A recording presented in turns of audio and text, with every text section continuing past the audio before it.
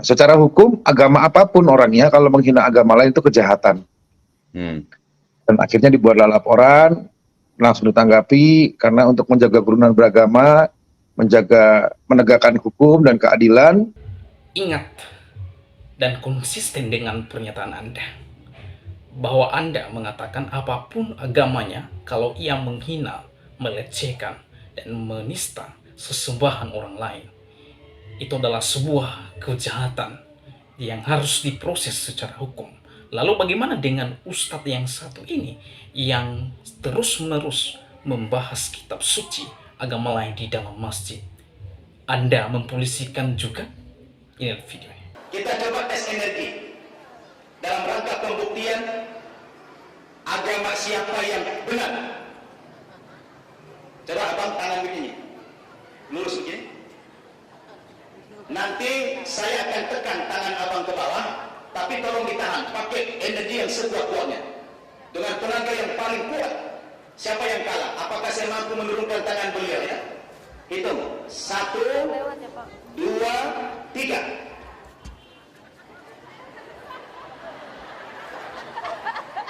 Luar biasa tenaganya, hebat tenaganya. Kayaknya baru sarapan nih. Sekarang kita coba, apakah ketika beliau memegang Alkitab ini masih punya kekuatan seperti tadi? Kita lihat, coba pegang, ini ada sensornya nih Pak.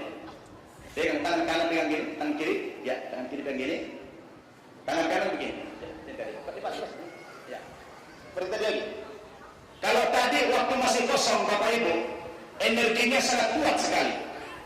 Tapi sekarang, ya, dan itu ya. Sekarang begitu dia pegang, langsung hilang kekuatan beliau. Inilah salah satu keajaiban Islam itu. Buktikan. Seperti tadi Bang, jangan dikurangi ya. 1, 2, 3. Mana tenaga beliau? Mana tenaganya? Langsung hilang. Padahal saya tidak pakai tenaga. Ulang, sekali lagi. Ya. Pam, keluar tenaga semuanya. 1, 2, 3. Ya.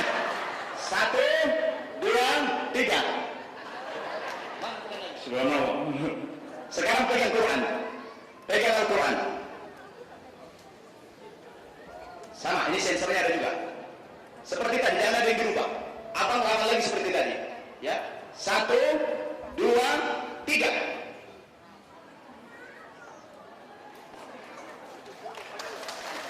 Subhanallah. Apa yang? Ya. Subhanallah. Kenapa? Karena ini kebenaran. Allah berikan kekuatan yang luar biasa. Karena ini bukan kebenaran, langsung tidak ada energinya sama sekali. Allah Akbar. Satu lagi, terima kasih Mas. Satu lagi beliau, coba. 3.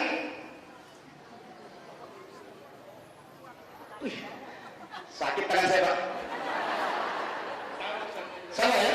Sekarang beliau baca. Saran dari kecil. Sekarang dibaca satu ayat saja. Bebas yang mana membaca dia. Bebas yang mana saja.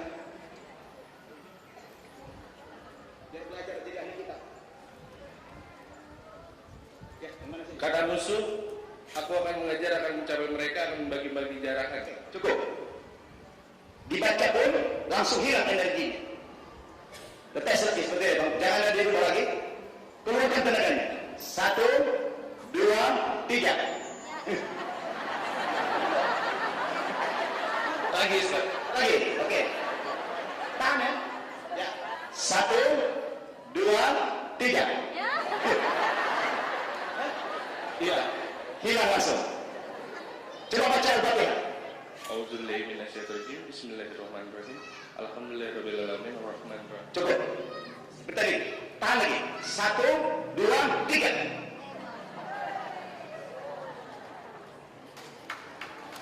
Subhanallah. Apa bahasa? Kuat. Subhanallah. Saya bukan bilang ya. Ini kalau kita melawan orang Kristen pakai logik, pakai dalil-dalil ini yang tidak mempan, pakai logik tidak kuat lagi. Terakhir tes energi pakai ini. Insya Allah KO. Goyang bulannya insya Allah ya. Insya Allah Bapak Ibu, ini aja ceramah dari saya, bukan ceramah, cerita-cerita dongeng. Mudah-mudahan ini dapat menyemangati kita karena Itulah cuplikan video seorang ustadz yang terus-menerus ia melakukan pembuktian antara Al-Quran dengan Alkitab. Nah, karena ini menyangkut iman dan juga kitab suci yang saya yakini, maka saya secara pribadi berhak untuk menanggapi dan memberikan bincangan-bincangan untuk kita perhatikan bersama. Tanggapan saya yang pertama adalah yang dilakukan oleh Ustadz Nababan ini adalah tanpa ia sadari bahwa ia telah melecehkan, menista, merendahkan kitab suci yang saya yakini. Dan bagi saya, ini adalah sebuah aksi kejahatan yang sudah direncanakan dan disengajai untuk melakukan dan merendahkan kitab suci saya yang saya yakini. Kalau teman-teman memperhatikan di dalam cuplikan video tersebut, Ustadz Nababan ini sedang ceramah di dalam masjid, dan ceramahnya adalah ceramah yang merendahkan kitab suci saya, yaitu Alkitab, di dalam masjid. Dan ini adalah sebuah kejahatan dan aksi yang tidak baik dalam pandangan saya.